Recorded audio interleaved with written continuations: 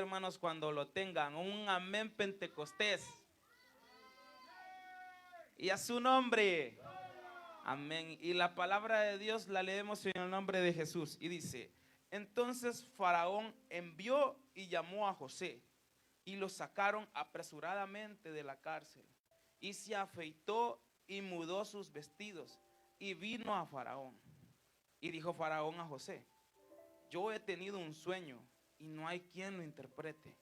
Mas he oído decir de ti que oyes sueños para interpretarlos. Respondió José a Faraón diciendo: no está en mí. Dios será el que dé respuesta propicia a Faraón. Amén. Podemos sentarnos, hermanos. Podemos sentarnos. Leyendo estos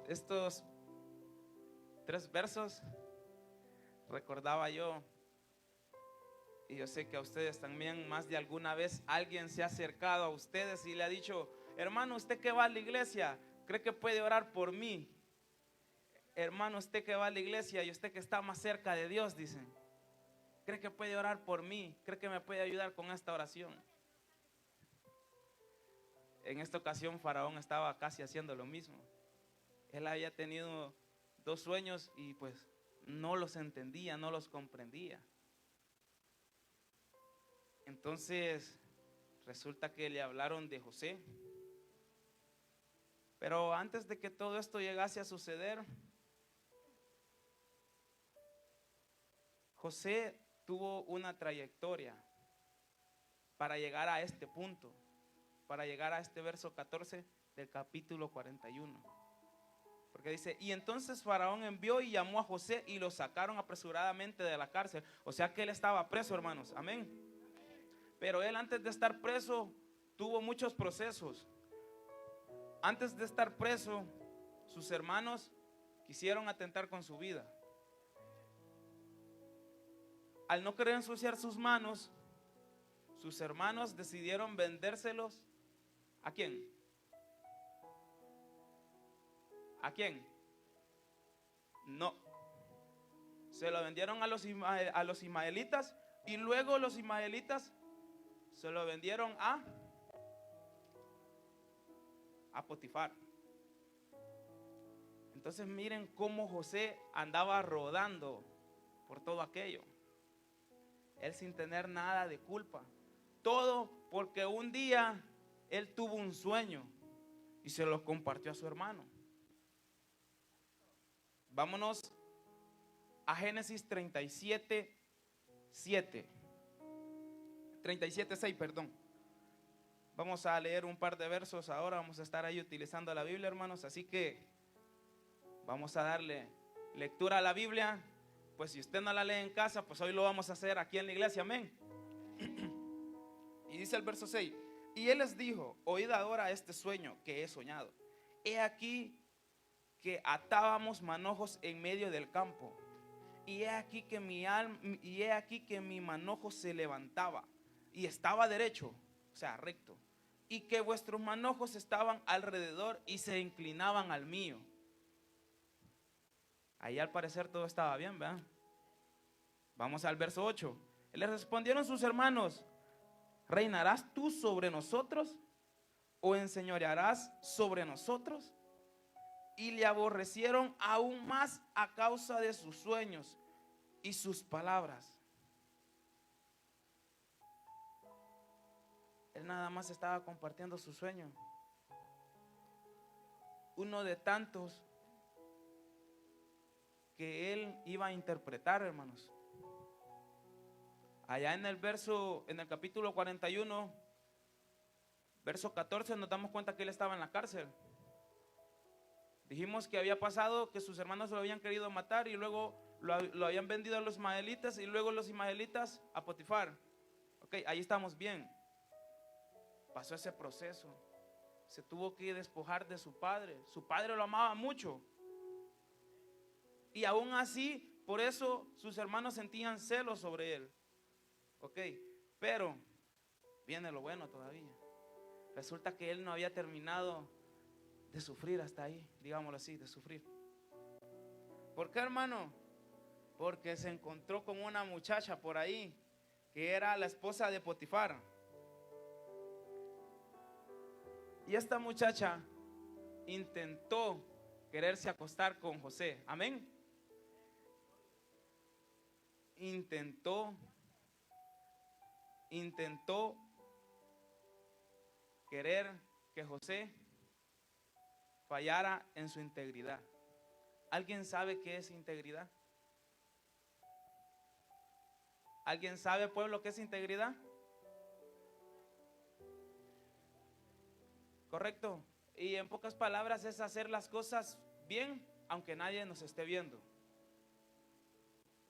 Porque yo no solo necesito venir aquí a la iglesia y orar, que no está, eso está bien. Pero quizás en la casa no lo hacemos. Amén. Santo. No depende de eso. Entonces, resulta, hermanos, claro, la esposa de Potifar, al no conseguir lo que ella quería, porque él no quería fallarle a su Dios, así como cada uno de los hermanos de la iglesia Alfa y Omega que no quieren fallar a Dios, amén, que decimos decir no a esas tentaciones que vienen a nuestra vida, amén. Él rechazó. La esposa de Potifar lo intentó casi desnudar y él tuvo que salir y dejar sus ropas ahí. Entonces ella, al ver eso, aprovechó y le dijo a los que le trabajaban a ella que él había intentado querer deshonrar, de querer entrar a su casa y hacer cosas que no eran debidas. Y José lo único que hacía era servir. ¿Qué era lo malo que él estaba haciendo para estar llevando ese proceso, hermanos? No estaba haciendo nada. Mas sin embargo, lo único que estaba haciendo era serle fiel a Dios y estar ahí. Y eso bastó para que él fuera a la cárcel, hermanos. Eso fue lo que bastó para que él fuera a la cárcel. Ok, estando en la cárcel, resulta que Faraón mandó a la cárcel también al jefe de copas, mandó a la cárcel también al jefe de los panaderos.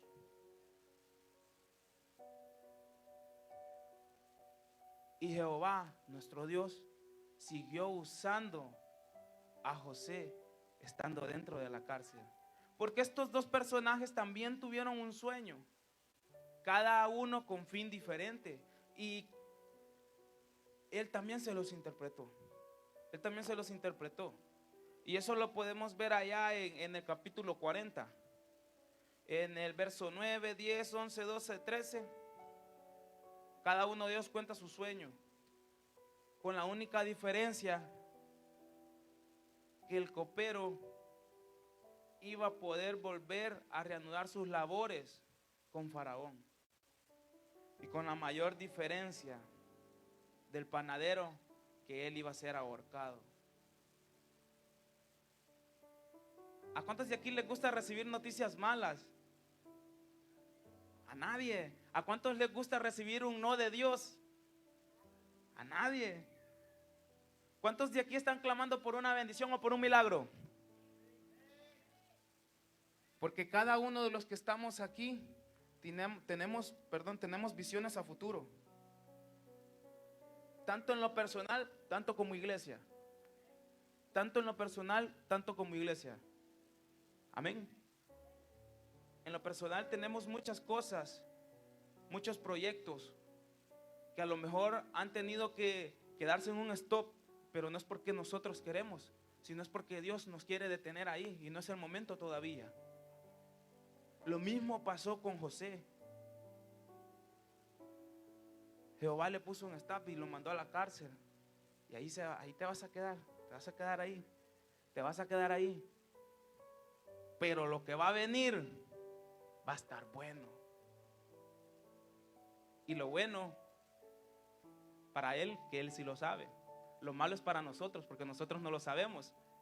Y el problema es que cuando viene ese proceso, hermanos, muchas veces de nosotros nos enojamos porque no lo entendemos, no lo comprendemos y al final no lo aceptamos. Créanme que yo quisiera ser como Job, que no solo lo bueno voy a recibir de él, sino que también lo malo. Pero a veces a mí me cuesta recibir eso malo, en lo personal. Yo no sé ustedes, hermano, pero a mí me cuesta recibir lo malo que viene de Dios. Porque a veces estamos tan acostumbrados a que Dios nos bendiga, a recibir esas bendiciones ricas y abundantes como aquella tierra que fluye leche y miel, a la que iba a entrar el pueblo de Israel. Amén. Es difícil, pero hermanos, Dios es bueno. En su infinita misericordia, Dios es bueno. Y él se quería glorificar en la vida de José. Y quería hacer grandes cosas. Y en este momento él le puso un stop. Y al ponerle ese stop, lo mandan a la cárcel. Estuvo ahí guardadito. Él interpretó esos otros 2 sueños. Y resulta que le dice al copero: cuando salgas, no te olvides de mí. Y como que fue lo primero que le dijo: olvídate de mí. Dice el verso 40, perdón, el capítulo 40, verso 23. Y el jefe de los coperos no se acordó de José, sino que lo olvidó. Sino que lo olvidó.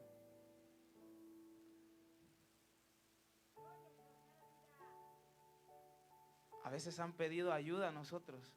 Quizás no económicamente, sino que hermano, ore por mí, hermana, ore por mí.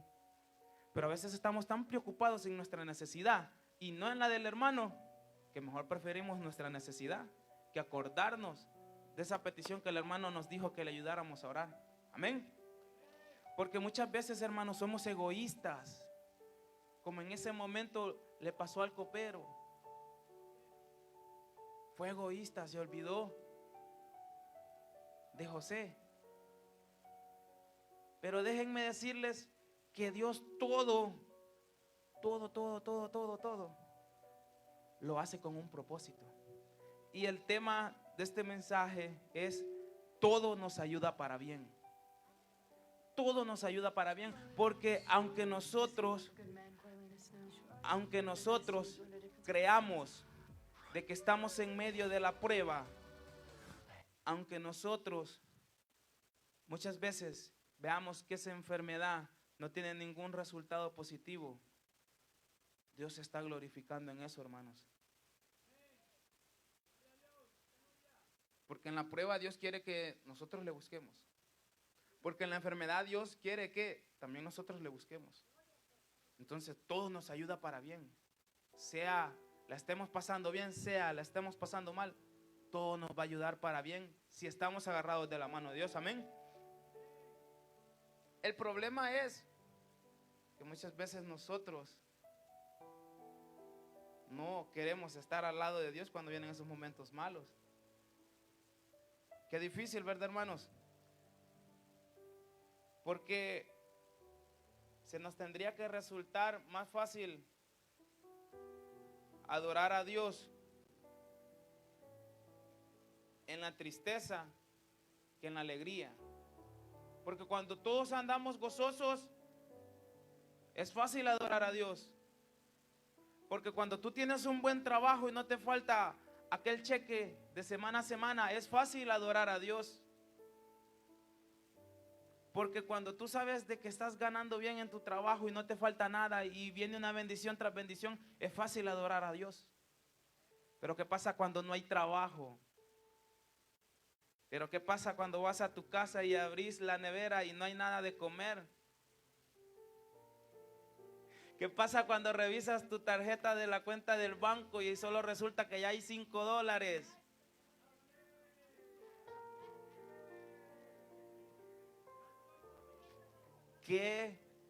Pero qué difícil es encontrarse en una situación así.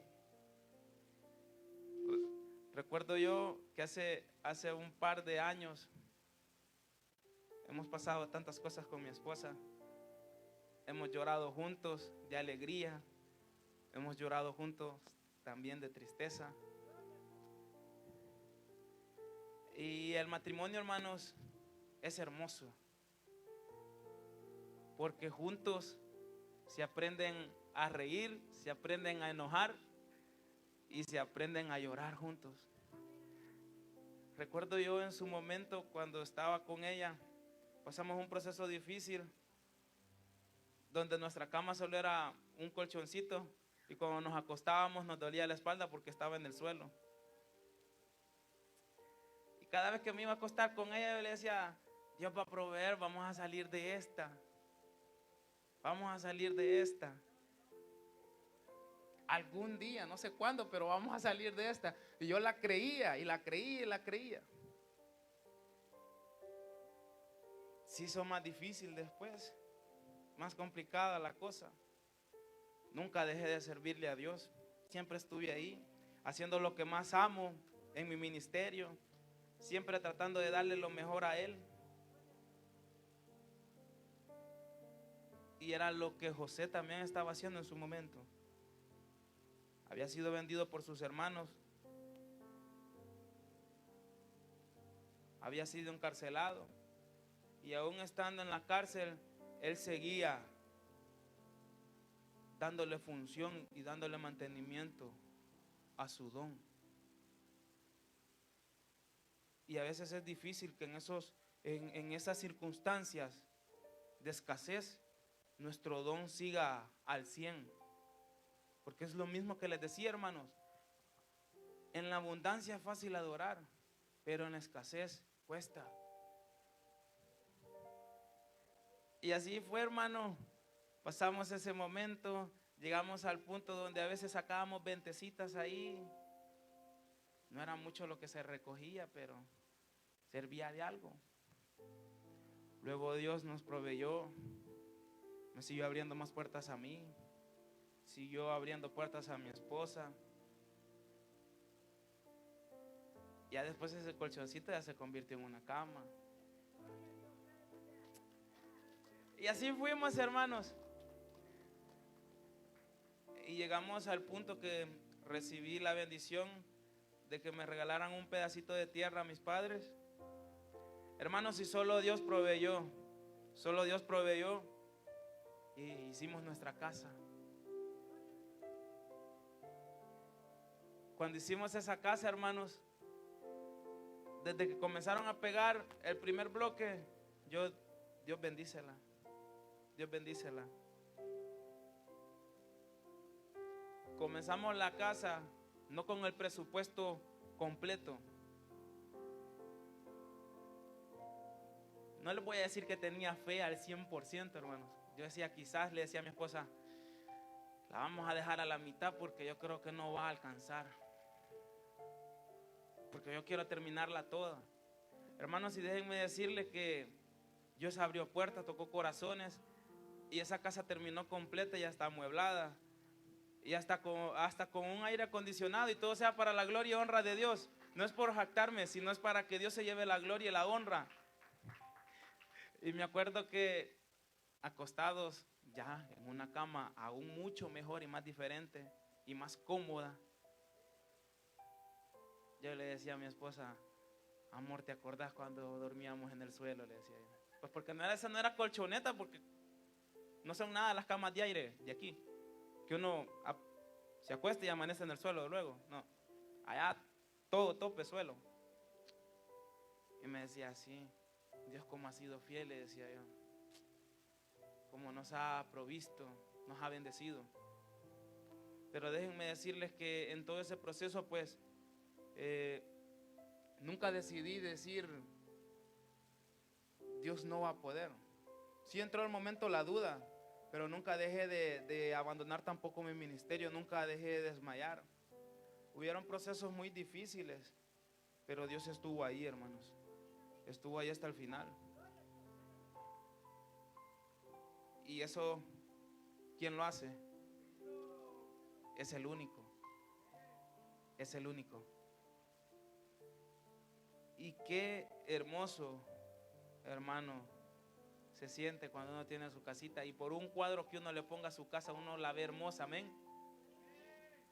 Uno le pone un cuadrito o hace cualquier cosita que le haya puesto y usted ve que su casa, no hombre, está preciosa. Aunque quizás a su esposa no le guste lo que usted haya hecho, pero usted la ve preciosa. Amén. Pues en este momento José la estaba pasando muy mal, pero yo no veo que él se queje de todo esto. Mas sin embargo, en el verso 1 del capítulo 41 dice: aconteció que pasado 2 años tuvo Faraón un sueño. Le parecía que estaba junto al río y que el río subían 7 vacas hermosas a la vista y muy gordas y pasían en el prado. 3. Y que tras ellas subían del río otras 7 vacas de feo aspecto y enjutas de carne, y se pararon cerca de las vacas hermosas a la orilla del río. Y que las vacas de feo aspecto y enjutas de carne devoraban a las 7 vacas hermosas y muy gordas. Y despertó Faraón. Una pesadilla completa, hermano. Una pesadilla horrible. Creo que la mayoría de los que estamos aquí hemos tenido una pesadilla horrible, ¿verdad? Y creo que una de ellas, hermanos, es quizás uno soñar que lo van siguiendo y que lo quieren matar. Qué horrible soñar eso, hermano. Horrible. Ya cuando uno se despierta dice: menos mal fue un sueño, no fue de verdad, no pasa nada. Pues Faraón estaba preocupado y no comprendía su sueño. Entonces, todo es un proceso. Y como dijimos el tema, todo nos ayuda para bien. En su momento el copero se había olvidado de José, pero resulta el copero, cuando escuchó esta inquietud del faraón, se le encendió el foco. Y él le dijo a Faraón que él había conocido a un hebreo allá en la cárcel. Y que resulta que le dijo de que él iba a volver a su lugar, mas sin embargo el jefe de panaderos iba a ser ahorcado, y así fue y se cumplió. Me imagino que Faraón se ha de haber quedado como que asombrado. Y cómo se dio cuenta antes. ¿Cómo se dio cuenta antes si ni siquiera yo no compartí esa noticia? Y él ya con anterioridad ya le había revelado eso al jefe de panaderos, lo que le iba a pasar. Qué tremendo, qué don más hermoso el que tenía José. Entonces, resulta de que Faraón lo mandó a llamar, y llegamos a la instancia del verso donde comenzamos, en el verso 14 del capítulo 41. Él lo mandó a sacar de la cárcel porque él quería que le interpretara también su sueño. Entonces, José, en el verso 16 dice: respondió José a Faraón diciendo: no está en mí, Dios será el que dé respuesta propia a Faraón. ¿Ok? Y él comenzó en el verso 29, verso 30 en adelante, a decirle cuál era. Él comenzó a decirle cuál era el significado de su sueño. Él se los comenzó a interpretar. Y él le dijo que esas 7 vacas que él había visto gordas eran 7 años de abundancia. Una gran abundancia. Pero resulta que también él había visto 7 vacas raquíticas, digámoslas así, hermano. No lo dice la palabra, pero es un decir. Estaban raquíticas. Entonces, y él vio de que esas 7 vacas raquíticas se comían a las 7 vacas gordas. Entonces él le dice: no solo es una noticia buena de ese sueño, no solo van a haber 7 años de abundancia, sino que después de esos 7 años también vienen 7 años de hambre. Vienen 7 años de hambre. Pero ven cómo es un proceso el que lleva José. Porque después de la cárcel, Faraón sin conocerlo lo mandó a llamar. Faraón sin conocerlo lo mandó a llamar. Sin saber él quién era. Simplemente el copero le dijo que había conocido a un hebreo en la cárcel.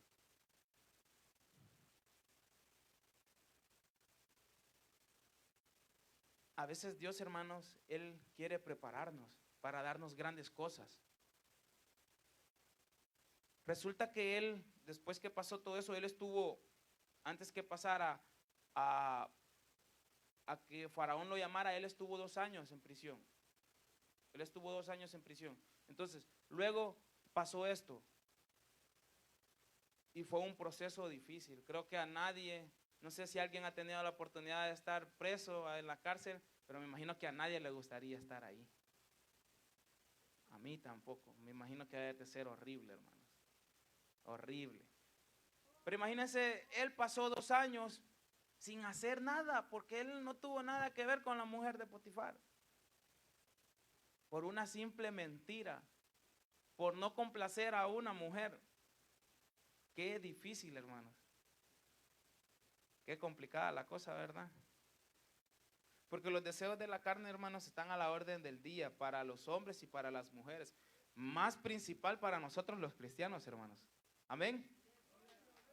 Más principal para nosotros los cristianos. Y pues déjenme decirles, hermanos, que José interpretó el sueño de Faraón, pero no solo se quedó con eso, pues sabíamos de que Faraón no conocía a José. Y yo leyendo esto, pues era bastante confrontado y me decía Dios, a ustedes todavía no los conocen. Iglesia Alfa y Omega, ustedes todavía no los conocen.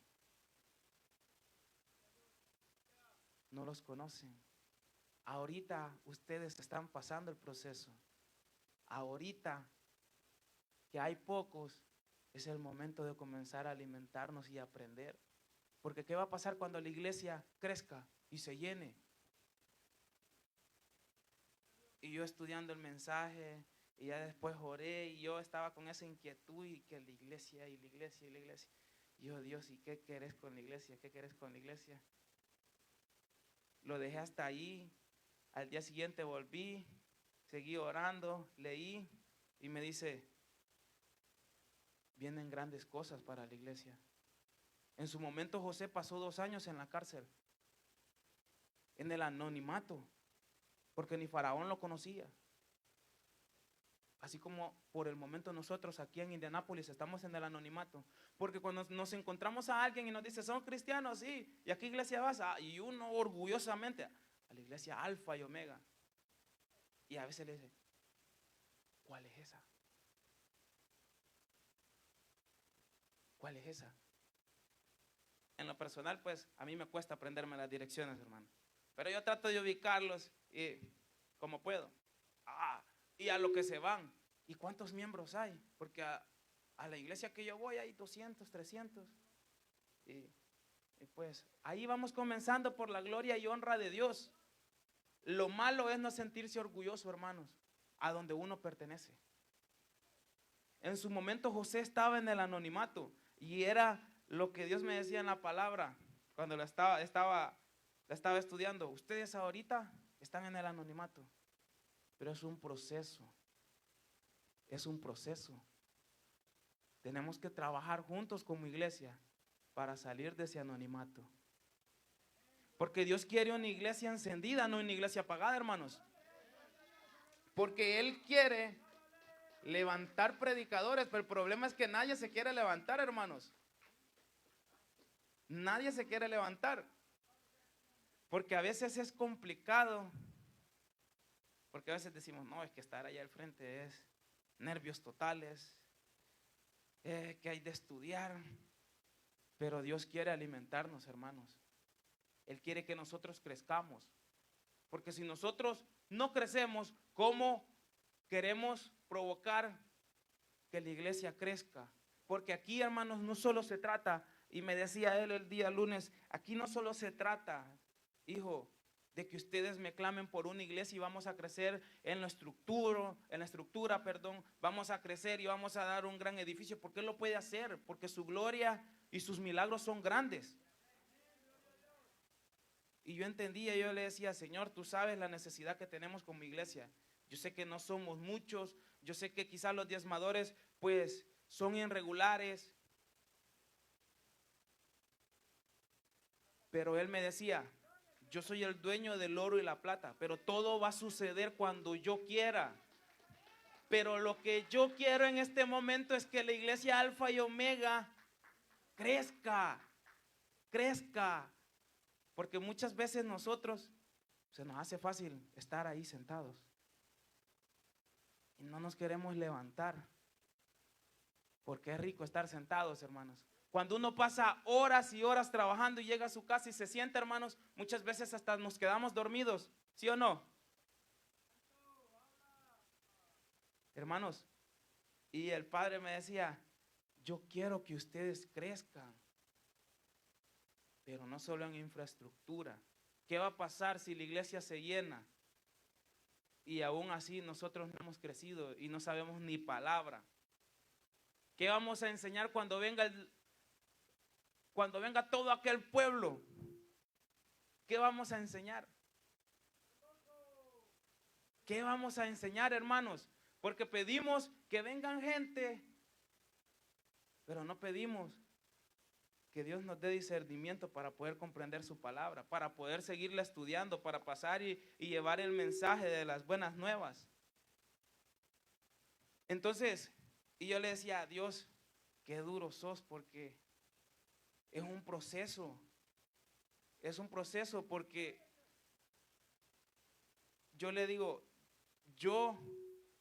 Señor, yo no me imaginaba estar aquí en Estados Unidos, y con los que he tenido la oportunidad de hablar de esto, pues lo saben. Yo nunca anhelé estar aquí, nunca decía estar aquí, pero los propósitos de Dios son diferentes a los míos.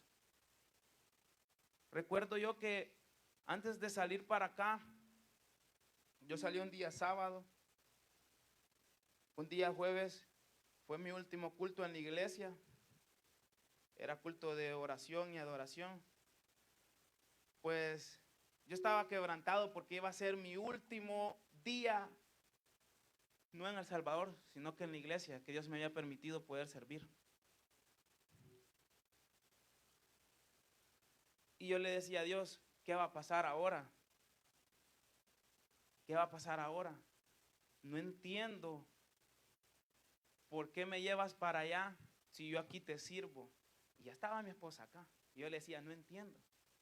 Pero o sea, yo amaba tanto mi ministerio y mi esposa lo sabe.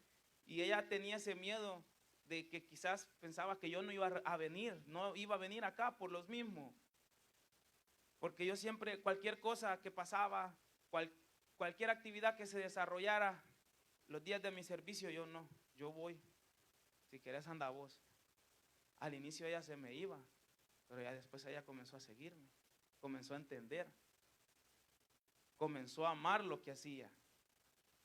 Entonces, cuando uno no ama lo que hace, hermano, le da igual.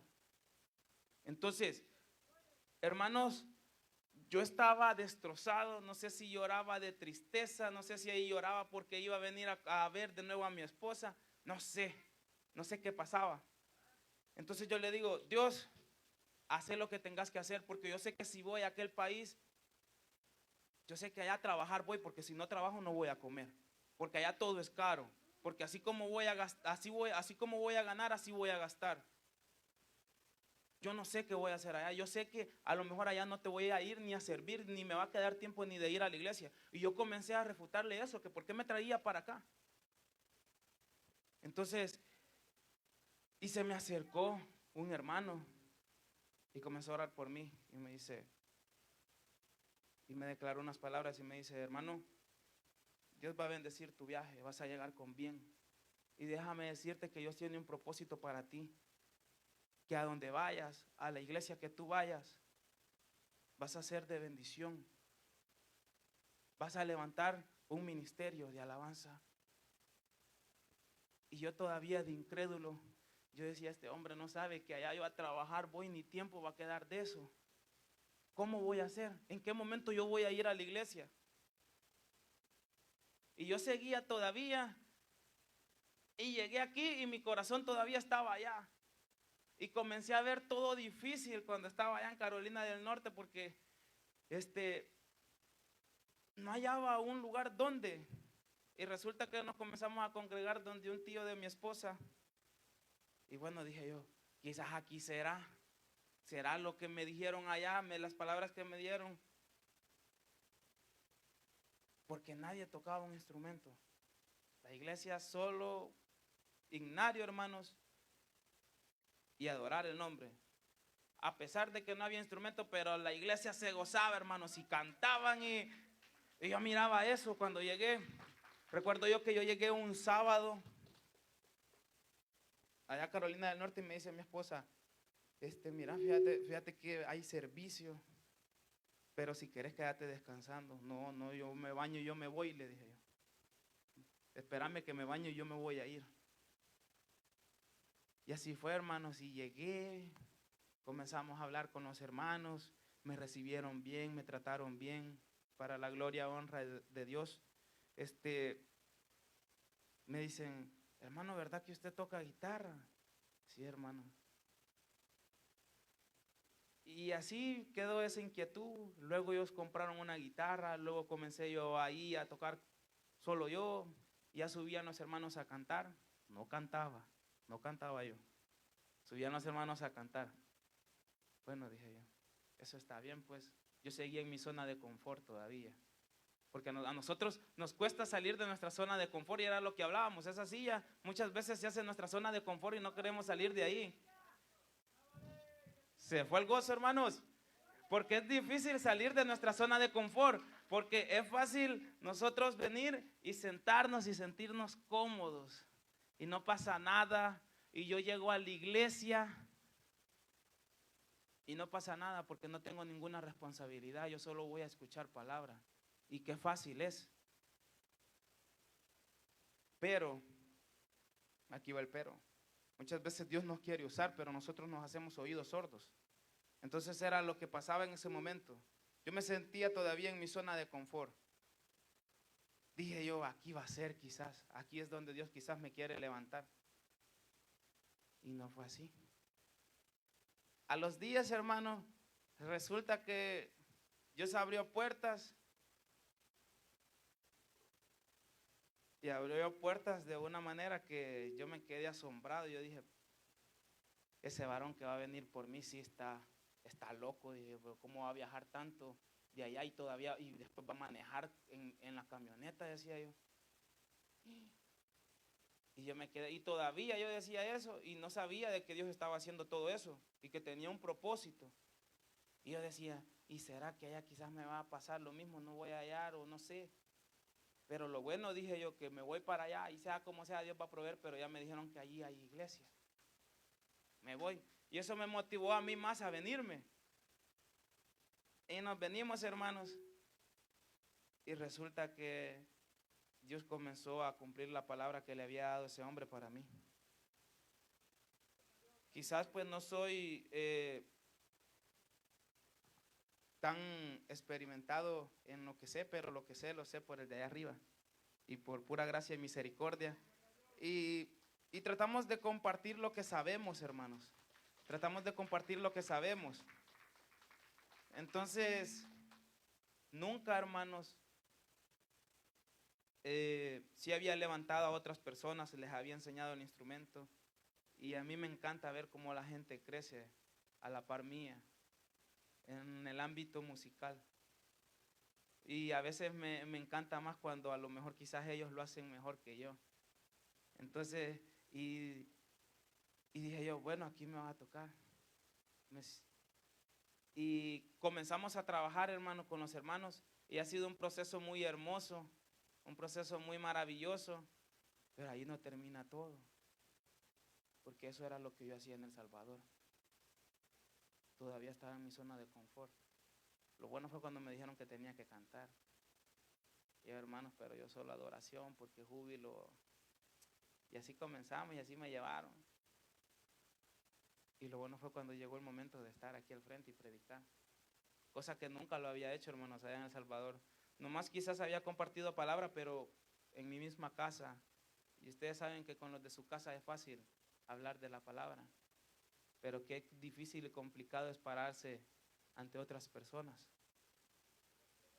Entonces, leyendo esto, me dice él, y ahora me responde todo lo que yo le decía en aquel momento, que para qué me traía él aquí. Pues ese era el propósito que él tenía en mi vida. Y yo le digo, gracias Dios, porque poco a poco me estás ayudando a salir de mi zona de confort. Porque es muy difícil, hermanos, salir de nuestra zona de confort. José estaba en la cárcel, hermanos. José estaba en la cárcel y qué complicado es estar encerrado y no poder hacer nada. Nomás él podía interpretar los sueños y así fue y así lo hizo. Pero vino él y salió del anonimato. Salió del anonimato.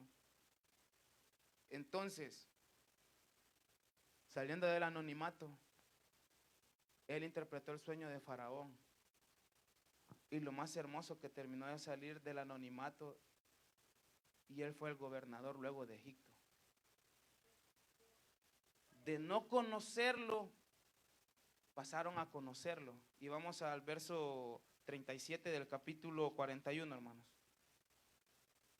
El asunto pareció bien a Faraón y a sus siervos. Y dijo Faraón a sus siervos, ¿acaso hallaremos a otro hombre como este, en quien esté el Espíritu de Dios?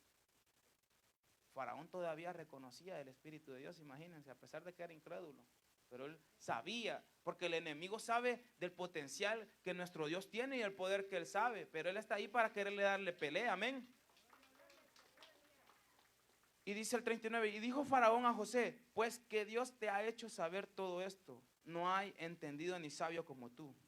40, tú estarás sobre mi casa y por tu palabra se gobernará todo mi pueblo. Solamente en el trono seré yo mayor que tú. O sea que solo en el trono él iba a ser mayor, de ahí él se iba a encargar de lo demás. Tremendo, hermanos. 41. Dijo además Faraón a José, he aquí yo te he puesto sobre toda la tierra de Egipto.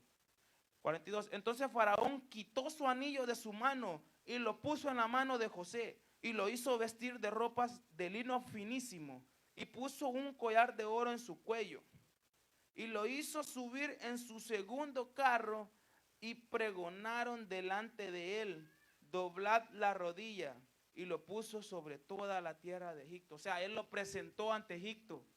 Y después de que José había estado preso y nadie lo conocía, llegó a conocerlo todo Egipto. Terminando de leer esto, siempre seguía aquella inquietud, que por qué con la iglesia. Y me decía, Dios, así va a ser la iglesia Alfa y Omega. La iglesia Alfa y Omega va a salir del anonimato y Indianápolis lo va a conocer. Indianápolis va a conocer cómo está derramándose la gloria en mi casa. En su momento José interpretó el sueño de Faraón. Él estaba trabajando. Él estaba ejerciendo su don. Pero nosotros como iglesia queremos crecer, pero ¿qué estamos haciendo, iglesia? Iglesia Alfa y Omega, nosotros ¿qué estamos haciendo para crecer?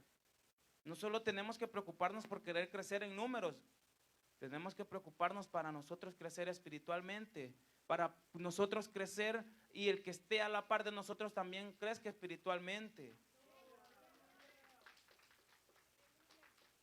Porque Dios no te tiene aquí para que tú estés cómodo en una silla.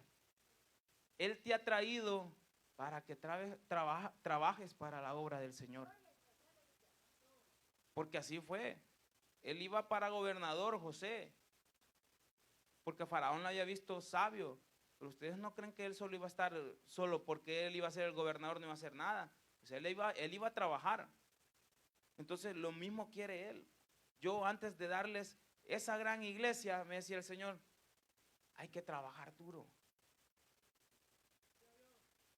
Entonces, qué hermoso proceso de José, pero qué difícil, hermanos, porque a nadie le gustaría vivir tantas injusticias como las que él vivió, amén. A nadie le gustaría estar preso o que lo vendan como esclavo, a nadie, o amén, sí hay alguien. A veces lo bueno que hacemos parece no tener recompensa. Pues en su momento él comenzó a ayudar a los demás y comenzó a interpretar esos sueños. Y como número uno, fue un hombre de convicciones, José, a pesar de su situación familiar. José fue amado en demasía por su padre. Y sabemos que fue también aborrecido por sus hermanos. Amén. Y como punto número dos, fue un hombre de santidad. Fue un hombre de santidad. Y es lo que más me encanta. ¿Por qué? Porque él, aún teniendo la oportunidad de poderse acostar con la mujer de su prójimo, él no lo hizo. Él corrió, así como también nosotros, los hermanos y las hermanas, corren ante aquellas tentaciones que vienen, ¿verdad?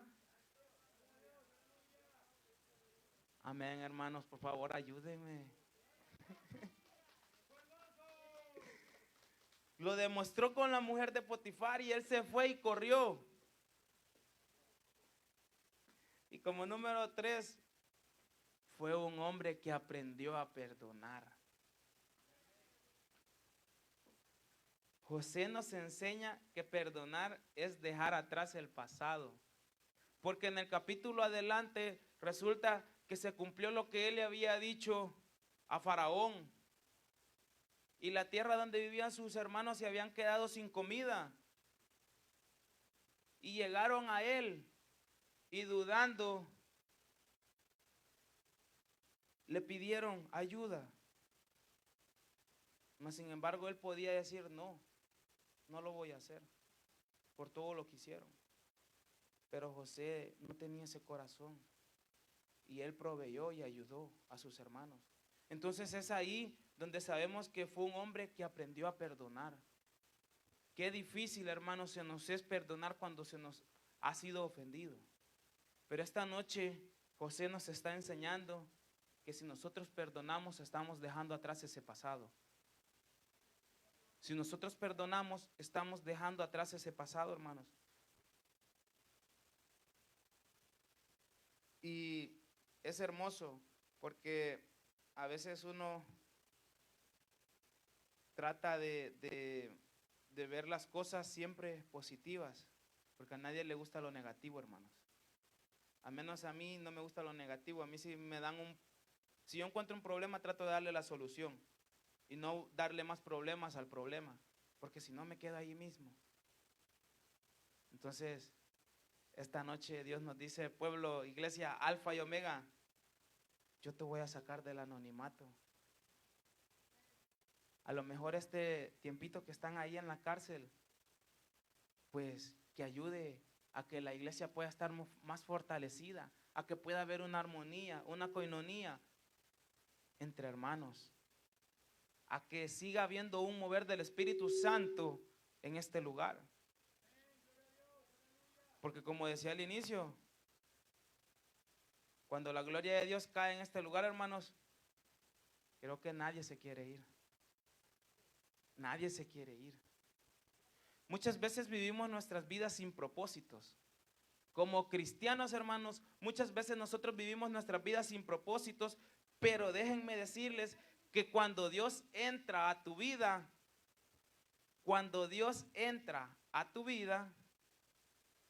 algo nuevo y bueno está por suceder. Entonces, lo mismo pasa en la iglesia. Cuando algo nuevo y bueno venga para la iglesia, vamos a estar listos para que eso suceda. Pero para que eso suceda, hermanos, tenemos que estar preparados. Porque qué difícil va a ser para nuestro pastor y nuestra pastora, ya con una congregación de 200, 300 hermanos. Difícil, pero no complicado, porque la sabiduría y todo lo da el Altísimo, amén. Pero todo es un proceso, todo es un proceso. A veces Y era lo que me decía él. A veces, para yo querer sumar, a veces también tengo que restar. Y yo me quedaba, y me hablaba tanto en este mensaje, y yo decía, Dios, ¿por qué? ¿Por qué? ¿Qué querés? O sea, yo comencé estudiando esto sinceramente, hermanos, pero no era para compartirlo. Pero él me decía, hay que compartirlo. Y este era uno de esos que tenía ahí perdiditos, que había quedado pendiente.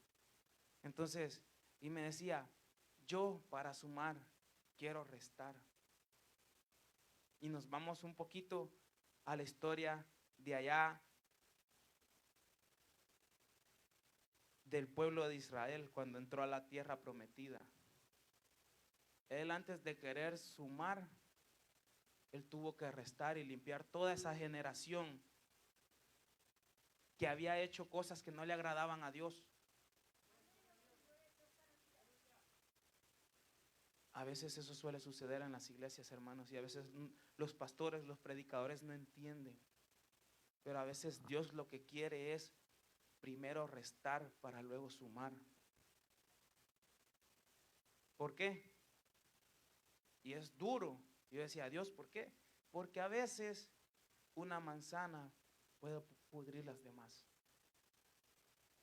Y yo decía, Dios, qué duro sos. Qué fuerte. Y yo le decía, Dios, ten misericordia, porque yo sí quiero entrar a la tierra prometida, porque si tú provees ese templo, yo quiero estar ahí. Pero hermanos, Dios muchas veces para sumar Él tiene que restar, y tengamos muy en cuenta eso. A veces cuando Él va a sumar esa bendición para ti, va a restar algo primero. No sé qué es lo que te va a restar, pero lo único que te puedo decir es que estés preparado, porque cuando vengas a resta, también Él va a hacer grandes cosas en tu vida. Amén. Y así fue como José, hermanos, gobernó en Egipto. Y después del anonimato, cuando él estuvo allá en la cárcel y nadie daba nada por él, nadie, luego todo Egipto lo conoció. Todo Egipto lo conoció. Dios nos prepara. Él no está buscando grandes pastores con una licencia para poder pastorear. Él no está buscando grandes profetas, Él no está buscando grandes salmistas. Él nomás está buscando predicadores y adoradores que no en la adoración, hermanos, lleven un orden alfabético de cómo van las alabanzas, de que no como predicador lleven toda la letra y sepan mucha letra, sino que Él está buscando adoradores y predicadores que toquen su corazón. Él está buscando predicadores y adoradores, salmistas que toquen su corazón. Porque de eso se trata la adoración, hermanos, tocar su corazón. No solo pararse al frente y hablar, porque muchas veces podemos tener mucha letra, pero a veces tenemos poca búsqueda con Él. Y pues es lo que el Padre me regalaba, hermanos, en este mensaje. Y pues no sé si fue duro, hermanos, pero Él me inquietaba bastante, la verdad que muchísimo. Y ustedes saben que cuando Dios lo inquieta a uno, uno tiene que cumplir. Porque si uno no cumple, entonces luego Él se encarga con uno. Y eso es difícil, hermanos. Amén. Y esta noche es una noche de milagros. Amén. ¿Cuántos han venido por un milagro a la casa de nuestro Señor Jesús? ¿Y saben qué? Les tengo una noticia. Y una muy buena noticia. Hay un milagro con tu nombre esta noche aquí. Hay un milagro con tu nombre esta noche aquí. Pero lo único que cada uno, lo único que tenemos que hacer cada uno de nosotros es activar nuestra fe para poder recibirlo. Amén. Porque si nosotros no activamos nuestra fe, va a ser complicado de poder arrancar ese milagro. Amén. ¿Cuántos estamos listos para que Dios nos ministre? Y a su nombre. ¿Quién vive, pueblo?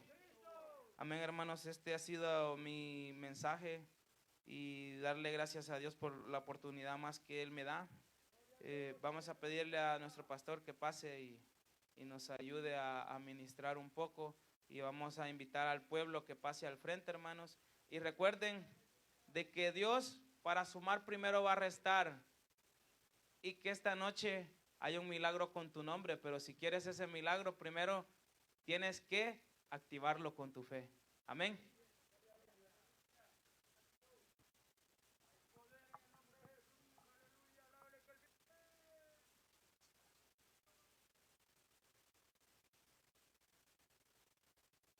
Y a su nombre.